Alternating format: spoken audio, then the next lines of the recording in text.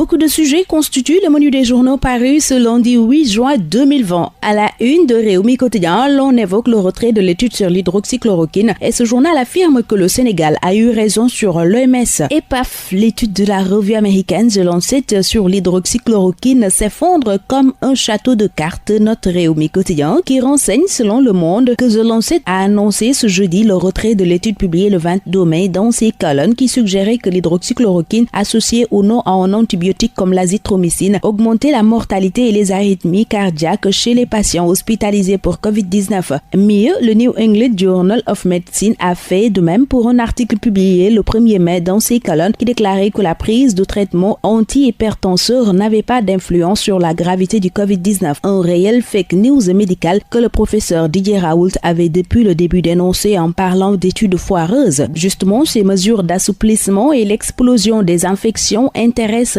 Réumi Quotidien qui voit la décision politique saper la crise sanitaire. Ce journal note que depuis le début de la crise pandémique, le gouvernement prend des décisions plus politiques que scientifiques. L'État assouplit l'état d'urgence alors que les contaminations à la COVID-19 flambent. En effet, on est passé de 527 nouveaux cas durant la semaine 10 à 771 pour la semaine 11, soit une moyenne de 110 cas par jour, fait remarquer Mohamedou Ba, dont l'analyse est à lire à la page 5 de Réumi Quotidien. À la gare routière des Beaux-Maraîchers, il n'y a pas encore de rush malgré le déconfinement du trafic interurbain. C'est Réumi Quotidien qui nous l'apprend. Réumi Quotidien nous apprend au même moment qu'Abré a regagné le Cap Manuel. L'ancien président tchadien est retourné en prison hier après 60 jours passés dans sa résidence surveillée sur autorisation du juge d'application des peines. Réumi Quotidien, donnant des nouvelles du pèlerinage à la Mecque, informe que le Hajj 2020 est toujours suspendu. Beaucoup de sujets constituent le menu des journaux parus ce mardi 9 juin 2020. À la une de Réumi Quotidien, l'on évoque l'affaire Hassan Diouf, les coups bas du parquet et la manipulation du procès verbal et c'est maître Ciré Clédor-Ly qui fait de graves révélations à ce propos. L'avocat informe dans ce journal qu'Hassan Diouf est prêt à demander pardon à Macky Sall avant de dénoncer un fait inédit dans la justice. En effet, selon maître Ciré Clédor-Ly, le juge d'instruction est devenu l'esclave du procureur et se penchant principalement sur le cas Hassan Diouf, Réumi a recueilli l'avis du sociologue professeur Djibi Diakhaté et tout est à lire à la page 5 du journal Réumi qui livre aussi des nouvelles de Lamine Diack, l'ancien patron sénégalais de l'UDSAF qui était devant le tribunal correctionnel de Paris hier avec 5 autres prévenus. Le père de Massata Diack est poursuivi pour corruption, abus de confiance et blanchiment en bande organisée notamment pour son implication présumée dans un système de corruption destiné à protéger des athlètes russes dopés. J'ai un état de santé assez compliqué mais je suis là, sont les premiers mots de Lamine Diack livré par Réumi, journal où maître Moussa Sarr se dit surpris de la décision du tribunal de Paris qui a rejeté leur demande de renvoi introduite au nom de Massata Diack. Et Réumi Quotidien, nous parlant de cette affaire, informe que le DG de Batiplus, Christian Samra, a été placé sous contrôle judiciaire par le doyen des juges pour association de malfaiteurs, faux en écriture de commerce, abus de confiance et blanchiment. Dans cette dite affaire, Rachel Sletali, une employée, a été emprisonnée alors que le DG était aussi visé dans le réquisitoire du parquet, souligne Réumi Quotidien. Réumi Quotidien signale pour sa part que 111 guéris ont été enregistrés hier et 99 nouveaux tests positifs. 14 cas graves sont actuellement en réanimation, renseigne Réumi qui se penche aussi sur les conséquences de la COVID-19. C'est pour évoquer ceux qui guettent l'Afrique. Beaucoup de sujets intéressent les journaux parus ce mercredi 10 juin 2020. Réumi Quotidien se penche principalement sur le contrat Sénélec-Akili et rapporte les détails et les coulisses d'une rupture selon le titre qui barre sa une. Ce journal qualifie les rapports entre Sénélec et Akili de long fleuve agité et ces rapports entre ces deux entités qui se déchirent autour d'un contrat sur les compteurs intelligents se sont dégradés au rythme d'un corps en métastage, fait remarquer ce journal qui signale que le chef de l'État a décidé de mettre fin à ce contrat avant de rapporter les révélations troublantes de maître Massorna Kane qui renseigne dans les colonnes de Réumi que la Sénélec a commandé à Akili 2 700 000 compteurs sans appel d'offres. Et ce qui est dangereux dans ce contrat, l'ancien avocat de la Sénélec et président de SOS Consommateurs en parle dans ce journal où il informe aussi que sur les 256 000 compteurs qu'il devait livrer en 2019, Akili n'en a livré que 2000. Plus de détails dans le dossier à lire aux pages 4 et 5 de Réumi Quotidien. Dans Réumi Quotidien, ces boucliers de Anne parlent d'acharnement, dénonçant les attaques contre le ministre de l'Enseignement supérieur. Pendant que Réumi Quotidien rapporte les condoléances de Macky Sall, Sall suite au décès du président burundais. Réumi Quotidien note que le gouvernement burundais informe que le président Nkurunziza est mort suite à un arrêt cardiaque, mais beaucoup soupçonnent néanmoins qu'il soit décédé de la COVID-19 alors même qu'il refusait de reconnaître la gravité de la pandémie. Et justement, concernant cette pandémie, Réumi Quotidien renseigne que l'Afrique enregistre une seconde vague d'inquiétude et signale le retour des cas importés. Dans sa version sport, Réumi Quotidien renseigne que la légende du basket sénégalais Astou Traoré raccroche. Beaucoup de sujets constituent le menu des journaux parus ce jeudi 11 juin 2020. Réumi Quotidien s'intéresse principalement à des libérations qui scandalisent et cite les cas Thionsek et Bougazeli. Ce journal revient sur ces deux affaires qui ont attiré l'attention de presque tous les Sénégalais